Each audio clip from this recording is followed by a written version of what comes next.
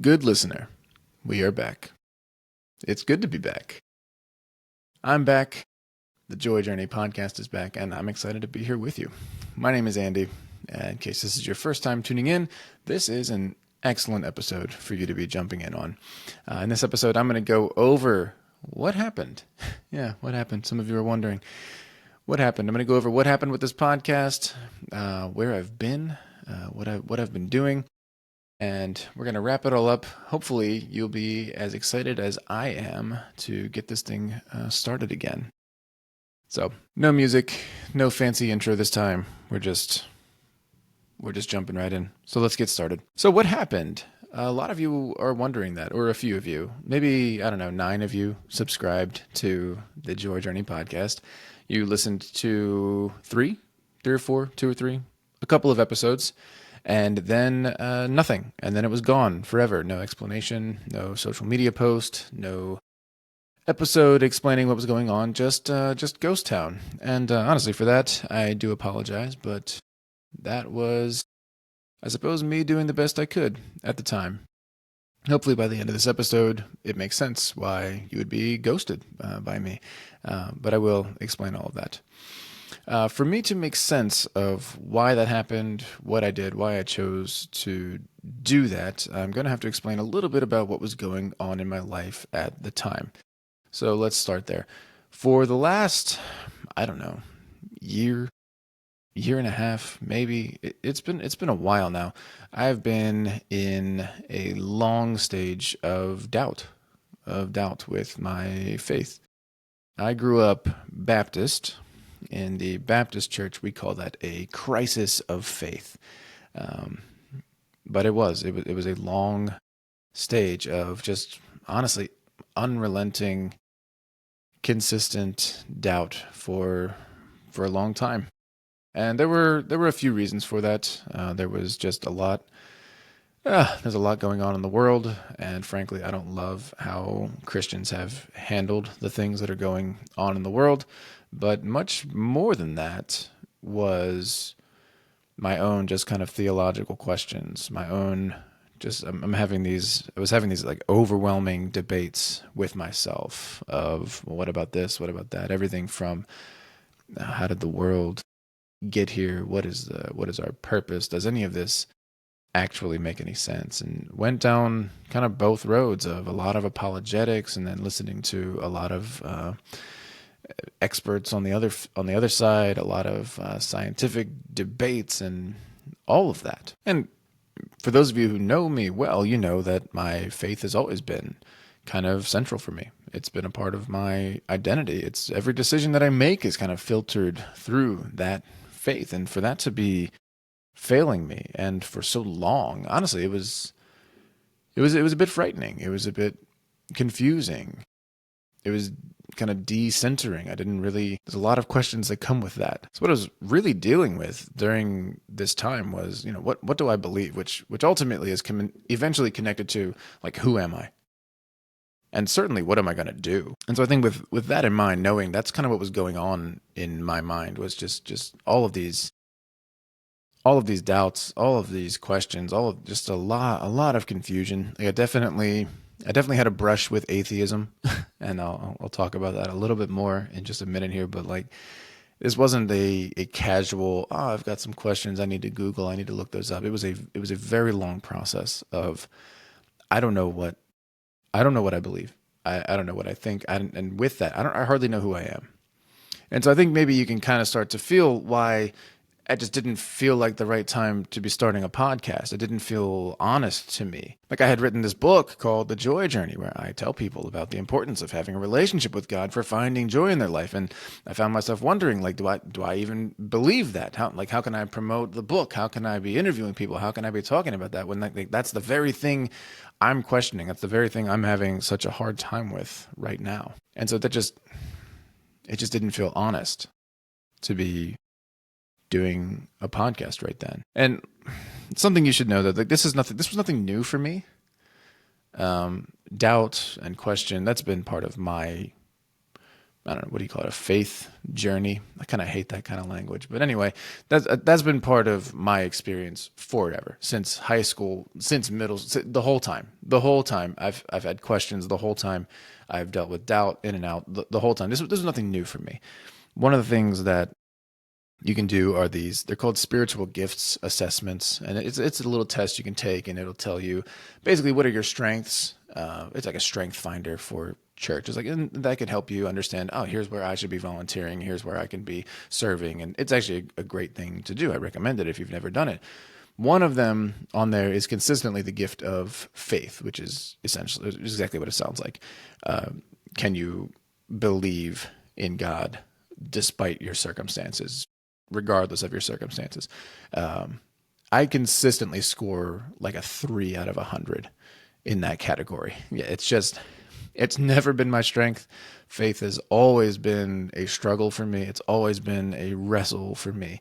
And I don't have a problem with that. I've become accustomed to that. But you have to understand, this was nothing new for me initially. I don't know. I've never been satisfied with simple answers. I've never been satisfied with something that was easy. What was new for me this time was the intensity and the length of time. That was new for me as well.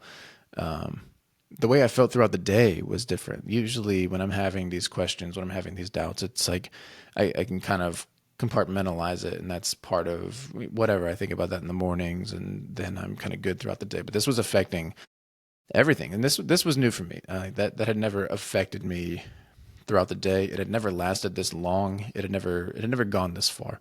So I definitely thought this was just going to pass. This has happened before. I've been here before. We've had these doubts. We've had these questions. It happened in college a ton, and it passed. It's okay. It always just passes. And that is why I started the podcast anyway. That's why those first couple of episodes came out when they did. Because honestly, I thought, you know what, this feels a little bit false right now, but this is going to pass. Pretty soon I'll be back. I'll be feeling great about all of this again, and I'll be glad I had put out these episodes. I'll be glad I got those reps in. I'll be glad I got that practice editing, and I'll be glad I put out those episodes because I really enjoyed talking to those people for the most part. So I decided to just pull the trigger. I'm gonna get started. I'm gonna do this. And honestly, I recorded several episodes. I recorded several episodes that I never published. They just eventually it didn't feel honest anymore. I recorded a bunch, and I edited them, which I hate doing. But then I never published them. I never shared them with you.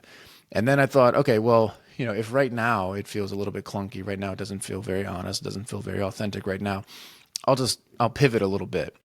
Because there's a part of the Joy Journey, the book, those of you that have read it know, it's not exclusively a faith-based book. That's the kind of the crux of the matter. That's the real core of the book. But there's a ton of just like practical advice in there too. Everything from how to practice gratitude, which is not a strictly Christian practice in any way, all the way to like just how to exercise and rest and get enough sleep and eat well, and like very practical, take care of your body to take care of your mental health kinds of conversations. I thought, okay, cool. I'll just pivot to that. I'll focus on those right now until this passes. But then I found myself interviewing people and just realizing like, man, I don't want to be talking to this person. And it's not that that sounds horrible. It's not like they're boring or disinteresting or bad or like mean, and they're nothing. They're great. And honestly, I would recommend their content to people. It's just that is not what I set out to do in any way. It just, it felt empty. I don't know. I don't want to sit down and talk to someone about magnesium, though magnesium is important. I have no doubt, but it's not what I set out to do. And so, yeah, the content was like Joy Journey adjacent, which is an amazing thing that might turn into something eventually. But no, and I thought like, oh, that'll get me through this little stretch of doubt that I'm having right now. But no, it felt disingenuous. It wasn't honest for me. And so I just stopped, and I didn't make a post about why I was stopping, because I didn't even hardly know why. I didn't have those words. I didn't have the words to say that. I couldn't explain it. I wasn't ready to talk publicly about a crisis of faith that I was having. And I couldn't promote a book that I had taken 2.5 years to write, but also that I was doubting. I didn't even know if I believed it, which was a little more than enraging, by the way. Just a little bit. I finally felt like I was ready. Like I had finished this book. I had created this content. And I was like, you know what? I don't have a big following, but I've got a resource and a microphone, and gosh darn it, I'm going to do this. And then immediate crisis of faith. So that's why the 3 episodes, whatever they were, and then Ghost Town. Now, I just want to take a quick little divergent here, a little side note, and say it's possible that you are a friend of mine, possibly a family member, and you're hearing this and you're saying, Andy, how come this never came up? How come you didn't text me? How come you didn't call me? How come we didn't have coffee and talk about this? How come I'm just hearing about this now? And to that, I would say, I am not good at this. I'm not good at asking for help. I am not good at vulnerability. I'm bad at it. I'm bad at communication in general. And frankly, I think you know this about me. If you're so close, if you're thinking we could have talked about this, I think you also know that I don't want to, and that I need to work on that. And I've got things I need to work on. So do you. And maybe the next time I have a life-altering existential crisis, I'll send you a text. I'll try that. I'll try to get better at that. But it's also possible you're assuming, well, you're making this episode now. You must be all better. And I am. I am a lot better. I feel way better now.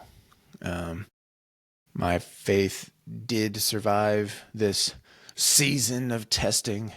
Again, with that language, I told you, I grew up Baptist. You can't get away from the vernacular. Is that the word? I don't know how to use that word. You can't get away from the phrases, the catchphrases, the terms. You just, they stick with you forever. But I'm feeling good. I'm feeling a lot better. I'm feeling like I'm ready to start talking about this book again. Ready to start talking about joy again. Ready to talk about Jesus again. And in fact, I feel like I'm ready to start talking about a lot of things I've wanted to talk about for a long time, and things I've wanted to say, and just never felt like that was my lane. And that's all coming. That is all things I'm excited about. However, you may also be wondering, and even if you're not, I'm going to assume you are, because I'm recording this, and you may be wondering, hey, what worked? What helped you with that? So, if what got you out of there? What if I have a friend, asking for a friend who is, having their own little crisis of faith, or how do I encourage them? They're having doubts, they're having questions. What helped you? And I really wish there was just one resource I could give you. I really wish there was one practice, one thing that I did. But the truth is, it took me a long time to get to the place that I did. And it took me quite a while to get out of it as well. And honestly, for me, it was just not rushing that process.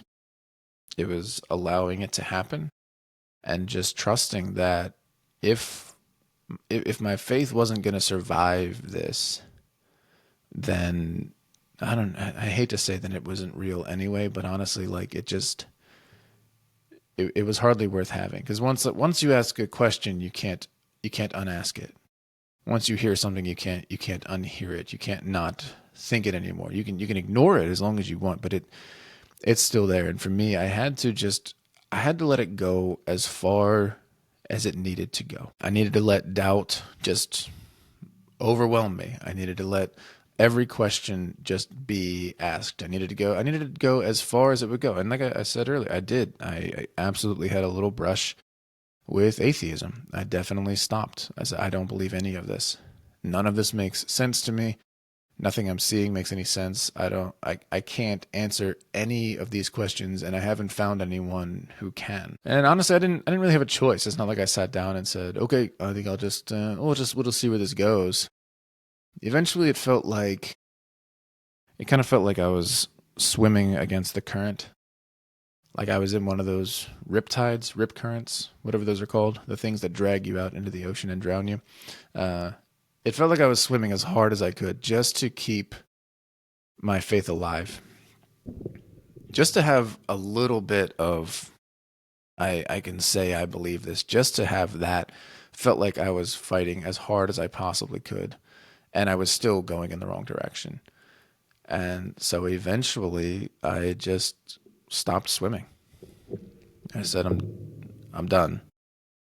No matter how hard I'm trying, no matter how much I'm reading and praying and meditating and practicing, it's just not working. And I'm getting it, it's getting worse and I'm exhausted. And eventually I just said, okay, let's just let this happen. I stopped fighting against it. I stopped going to church. I stopped praying. I stopped reading books, which was again like another little frustration with the whole thing was I had this big stack of books lined up on my Kindle and they're all faith-based. So I didn't even know what to read anymore. Like I wasn't about to start reading those fantasy novels everybody's into. Like so I didn't even have that. But honestly, it was kind of just starting back from scratch. I just let it happen. And I got all the way to the point of, okay, I don't believe any of this.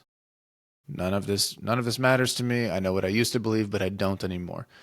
None of it. And I just kind of started adding one more thing. I thought, well, can I pray? Well, yeah, I guess, yeah, I can do that. Can I still read the Bible? I mean, I can, sure. Can I still read these books, these faith-based books that I've lined up? Yeah, I can do that. Can I still go to church? Yeah, sure. And honestly, I just kind of let it heal. I want to tell you, oh, there was this one thing that worked, and there wasn't. I've always I've always been someone that when I'm having my time in the morning or my time afternoon, whatever, we call it a quiet time, whatever you want to call it.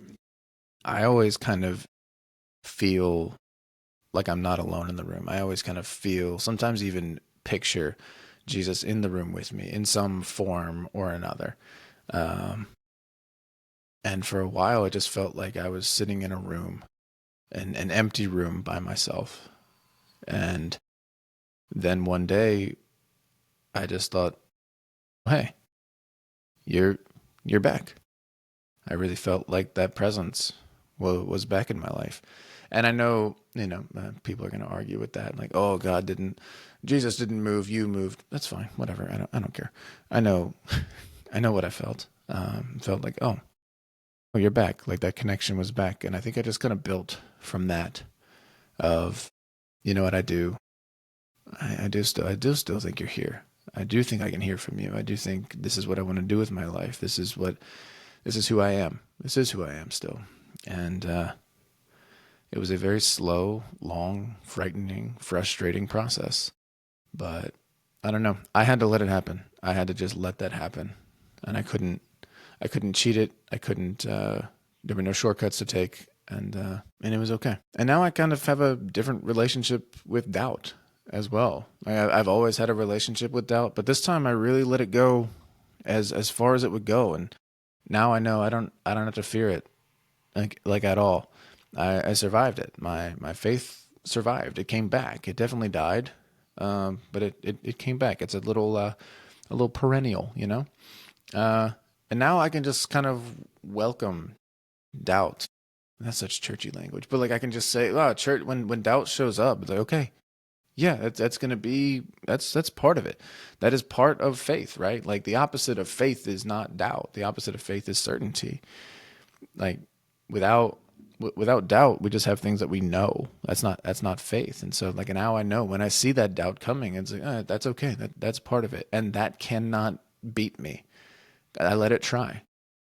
It went as far as it can go, and it is okay. So I don't have to be afraid of my doubt because I know I can always come back, and I am back. I'm feeling a lot better than I have in a while, honestly. I'm excited to be back on track, and I'm very excited for what is next for us. So, what is next? A wonderful question. I'm glad you asked. What's next is, first of all, podcast is back. I'm excited for that. I'm very excited for that. There's going to be an episode most weeks, and it's going to look kind of similar to where we started, but it's going to, it had to grow as well. It had to change. It's been a long time. A lot has happened since those last first couple of episodes. So some episodes for sure are going to be like this, my thoughts on the microphone, and I know you're thrilled to be hearing more and more of my voice. Some of them are going to be interviews, that's going to be a lot of fun. We're still going to talk about the book. We're still going to talk about joy, but there's going to be some new content as well. One does not go through a year of persistent and relentless doubt without having some things to talk about. Doubts, deconstruction, reconstruction, and a large handful of other things I think are worth talking about. It's all going to work itself in here. It's going to be exactly what it needs to be, and we're just going to let it. We're going to let it grow. We're going to let it be. We're going to see where it goes. I'm excited to be on this journey of joy with you. Not only the Joy Journey podcast, though, socials as well. YouTube, the TikTok, the Instagram, all of them. And let me just really quickly explain what I'm doing over there. Some of you that are following may have noticed a small difference that happened recently. I now have 2 channels. I now have 2 channels on all things social media. So the first one is the one many of you have come to know and love. It's where I just post light content, funny content, things, observations I make throughout my day that are meant to be just funny and enjoyable. I wrote a book called The Joy Journey. Perhaps I should put some joy into the world. We need that. We need to just laugh sometimes. And that's what that channel is. It is now called Andy Buckwalter Light. That's right. Light, as in it has fewer calories. And I thought that was funny. We'll see if that lasts or not. Anyway, that one, Andy Buckwalter Light, that's on the TikTok, that's on the YouTube, that's on the Instagram. The new one, I suppose, is just my name, Andy Buckwalter, and that's where the real stuff is going to happen. That's where it's going down. That's where clips of the Joy Journey podcast will be. That's where my thoughts, that's where discussions, that's where people will leave mean comments about me. So if you went in on that one's just called Andy Buckwalter. The funny one is Andy Buckwalter Light. Okay, great. There's my plug for the social medias. I am just going to continue making content that feels authentic and real for me. It's going to have to be honest.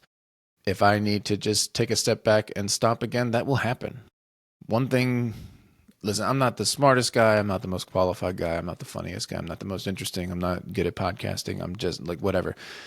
One thing I can tell you, I'm not going to put something out that I don't believe in. I'm not going to put something out that feels inauthentic to me. I'm not going to put out something that's not honest for me. It's just, I can't do that. The decision to stop the podcast was not a decision at all. It was just, I can't put that out. I can't talk about something that I'm doubting. I can't put that out there if I'm questioning it. So one thing I can tell you, it'll continue to be honest. It'll continue to be authentic for me. And I'm going to let it be whatever it needs to be. This will grow. This will change. And we're both in the passenger seat. We're just along for the ride. Maybe we're both in the back seat. That's more comfortable. Anyway, I am excited to be back. I do really appreciate the handful of you that are listening to this, these early episodes. Someday you'll get to say, I listened to that guy when he was nobody, just an idiot wearing his hat backwards and talking in his office and didn't know what he was doing. And I was there from the beginning. Anyway, I do appreciate it. I thank you for listening to this, and I'm really excited to be back. So I will talk to you soon. Please and thank you. Subscribe, like, all of those things. All right, and we'll talk to you soon.